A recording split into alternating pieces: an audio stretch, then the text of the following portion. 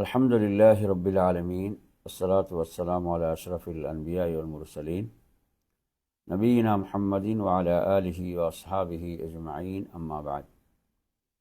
அன்பிற்குரிய சகோதரர்களே, தாய்மார்களே, சகோதரிகளே, அஸ்ஸலாமு அலைக்கும் வரஹ்மத்துல்லாஹி வபரகாத்துஹு.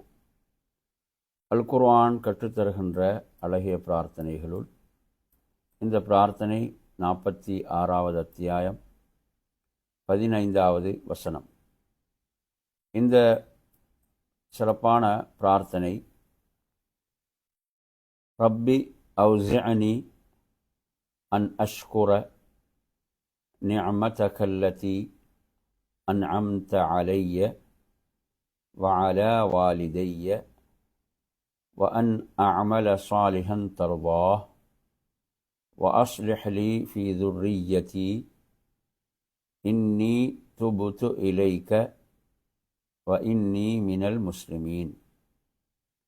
இந்த பிரார்த்தனையில் முதல் பகுதி ரப்பி அவ்ஸிஅனி அன் அஷ்குர நிஅமதக அல்லதி அன்அம்த அலைய வஅலா வாலிதைய. இந்த பிரார்த்தனையின் முதல் பகுதியில், யா அல்லாஹ், நீ எனக்கு செய்த அருட்கொடைகளுக்காகவும் எனது பெற்றோருக்கு செய்த அருட்கொடைகளுக்காகவும் உனக்கு நன்றி செலுத்துவதற்கு எனக்கு அருள் புரிவாயாக என்பது இந்த துஆவின் முதல் பகுதியாகும். அல்லாஹ்வுக்கு ஒரு அடியான் நன்றி உள்ளவனாக இருக்க வேண்டும். அல்லாஹ்வுக்கு நன்றி உள்ளவனாக இருப்பதற்கும் நாம் அல்லாஹ்விடத்தில் பிரார்த்திக்க வேண்டும்.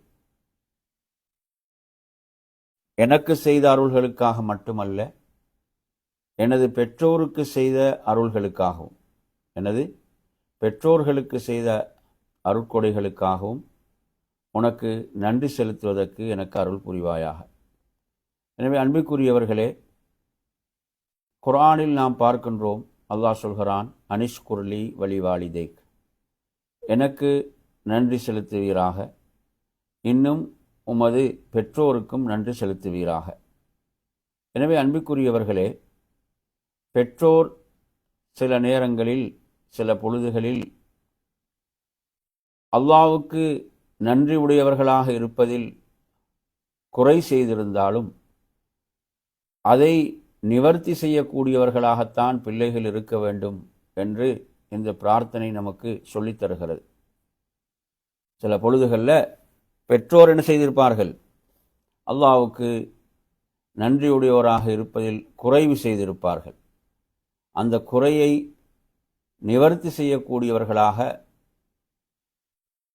பிள்ளைகள் இருக்க வேண்டும் என்பதை இந்த பிரார்த்தனையில் நாம் பார்க்கின்றோம். அன்பிற்குரியவர்களே, ஒரு பிள்ளை தன்னை படைத்த ரப்புக்கு நன்றியுடையவனாக இருக்க வேண்டும். அதே போன்று தனது பெற்றோர்களுக்கும் நன்றியுடையவனாக இருக்க வேண்டும். பெற்றோர்களுக்கு நன்றியுடையவர்களாக இருப்பதில் இந்த பிரார்த்தனை சொல்லித் தருகின்ற ஒரு முறைதான்,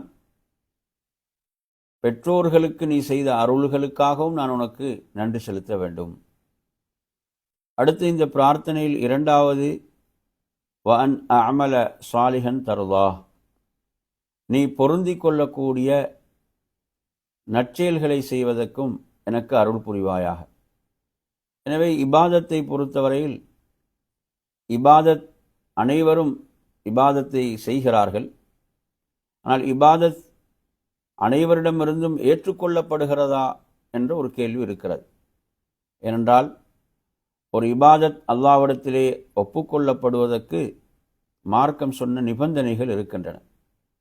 அந்த நிபந்தனைகளுக்கு உட்பட்டுத்தான் அந்த இபாதத் அமைய வேண்டும். அதில் முதலாவது ஈமான், ஒருவன் மூமினாக இருந்து நல்ல அமல் செய்ய வேண்டும்.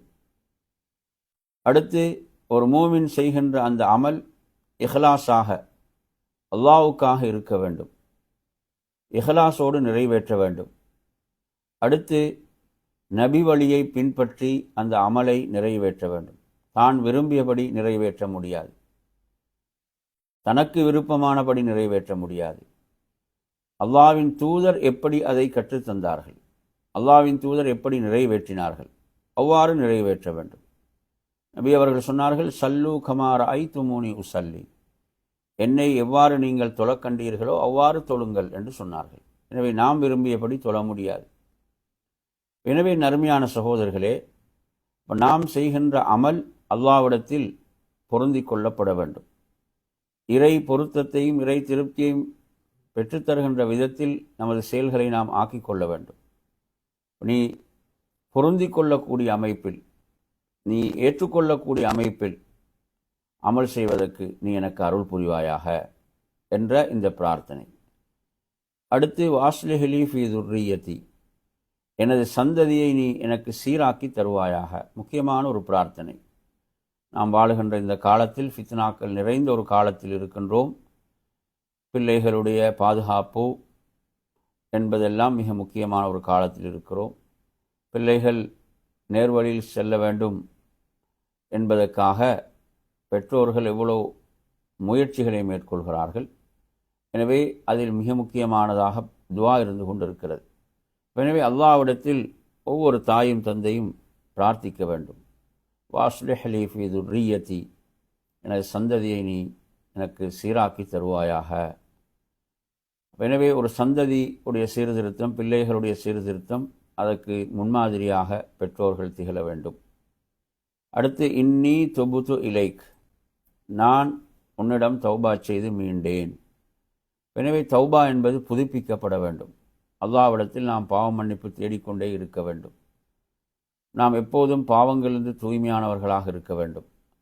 எனவே இந்த வசனத்தில், இந்த பிரார்த்தனையில் நாம் அல்லாஹ்விடத்திலே தௌபா செய்வதனுடைய முக்கியத்துவத்தையும் இது நமக்கு சொல்லி தந்து கொண்டிருக்கிறது. நிச்சயமாக நான் உன் பக்கமே திரும்புகிறேன், உன் பக்கமே மீண்டு விட்டேன்.